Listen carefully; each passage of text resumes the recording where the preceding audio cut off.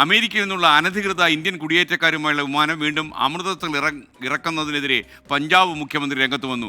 എന്ത് മാനദണ്ഡത്തിൻ്റെ അടിസ്ഥാനത്തിലാണ് അമൃതസർ തെരഞ്ഞെടുക്കുന്നതെന്ന് മുഖ്യമന്ത്രി ഭഗവന്ത് മാൻ ചോദിച്ചു. അമേരിക്കയിലെത്തിയ നരേന്ദ്രമോദിക്ക് ട്രംപ് നൽകിയ സമ്മാനം ഇതാണോ എന്നും പരിഹാസം.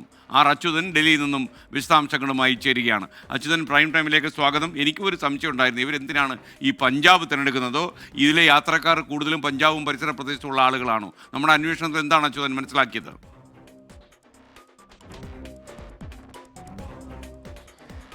SKN ആദ്യത്തെ തവണ വിമാനം ഇറങ്ങിയതും അമൃത്സറിലായിരുന്നു. ഈ രണ്ടാമത് വിമാനം, അതായത് US-ലെ ഇന്ത്യൻ അനധികൃത കുടിയേറ്റക്കാരുമായുള്ള രണ്ടാമത്തെ വിമാനവും ഇന്ന് അമൃത്സറിൽ അർദ്ധരാത്രിയോടുകൂടി ഇറങ്ങുമെന്നാണ് ലഭിച്ചിരിക്കുന്ന വിവരങ്ങൾ.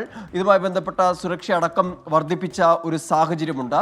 മറ്റൊന്ന്, ഈ എത്തുന്നത് 119 കുടിയേറ്റക്കാരെന്നതാണ് ലഭിക്കുന്ന വിവരങ്ങൾ. അതിൽ 67 പേർ പഞ്ചാബിൽ നിന്നുള്ളവരാണ്. ഈ കണക്കുകൾ കൂടി വച്ചുകൊണ്ടായിരുന്നു പഞ്ചാബ് മുഖ്യമന്ത്രി ഭഗവന്ത് മാൻ ഇതിനെതിരെ ഒരു വിമർശനം കേന്ദ്ര സർക്കാരിനെതിരെ ഉന്നയിച്ചത്. കാരണം ഈ ആദ്യത്തെ തവണയും രണ്ടാമത്തെ തവണയും എന്തുകൊണ്ടാണ് ഈ അമൃത്സർ തിരഞ്ഞെടുത്തത്?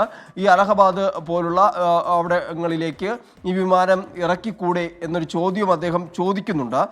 എന്ത് മാനദണ്ഡത്തിൻ്റെ അടിസ്ഥാനത്തിലാണ് വിമാനം ഇറങ്ങാനുള്ള സ്ഥലമായി ഈ അമൃത്സർ തിരഞ്ഞെടുത്തത്? ഇത് പഞ്ചാബിനെ അപമാനിക്കുവാനുള്ള ഒരു ശ്രമമായാണ് ഇത് കാണേണ്ടതെന്നും മുഖ്യമന്ത്രി ഭഗവന്ത് മാൻ പറയുന്നുണ്ട്. നേരത്തെ SKN സൂചിപ്പിച്ചതുപോലെ തന്നെ എന്തുകൊണ്ടാണ് ഈ അമൃത്സർ തിരഞ്ഞെടുത്തത് എന്നെ സംബന്ധിച്ച് വിദേശകാര്യ മന്ത്രാലയം പോലും ഒരു വ്യക്തത ഈ വിഷയത്തിൽ വരുത്തിയിട്ടില്ല. മറ്റൊന്ന്, സുരക്ഷ ഉൾപ്പെടെയുള്ള കാര്യങ്ങൾ ചൂണ്ടിക്കാണിച്ചുകൊണ്ടാണ് നിലവിൽ ഇപ്പോഴും അമൃത്സറിലേക്ക് ഈ വിമാനം എത്തിക്കുന്നത് എന്നുള്ള ചില വിവരങ്ങളുണ്ട്. ഡൽഹിയിലേക്ക് മറ്റിടങ്ങളിലേക്ക് എത്തിച്ചാൽ അത് കൂടുതൽ മറ്റ് വാർത്തകളിലേക്ക് തിരിയുമോ എന്ന ഉൾപ്പെടെയുള്ള ചോദ്യങ്ങൾ ഇതുമായി ബന്ധപ്പെട്ട് ഉയരുന്നുണ്ട്. എന്തായാലും അതിലൊരു വ്യക്തത വിദേശകാര്യ മന്ത്രാലയം വരുത്തിയിട്ടില്ല എന്നത് തന്നെയാണ്. എന്തായാലും എത്തിക്കുന്ന വിമാനം അത് US-ന്റെ സൈനിക വിമാനമാണോ എന്ന കാര്യത്തിലും സ്ഥിരീകരണമില്ല. എന്തായാലും അത്തരം വിവരങ്ങൾ കൂടി വരാനിരിക്കുന്നുണ്ട്.